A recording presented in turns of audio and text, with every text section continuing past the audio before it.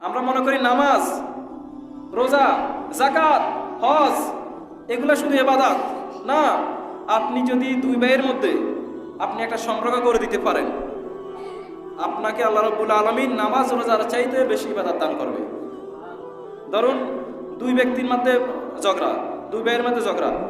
আপনি বললেন ভাই যে আপনার ভাই তো আপনার সম্পর্কে অনেক ভালো কথা বলে, আবার আপনি ওই ভাইকে বলেন যে আপনার ভাই তো আপনার সম্পর্কে ভালো কথা বলে। তো দুই ভাই মনে মনে ভাববে কি রে, ওই ব্যক্তি আমার সাথে শত্রুতা কিন্তু পিছনে তো আমার নামে ভালো ভালো কথা বলে। হঠাৎ আপনি একটা মিথ্যা নাটক বলে, মিথ্যা কথা বলে দুই ভাইয়ের মধ্যে আপনি ভালো সম্পর্ক গড়ে দিলেন।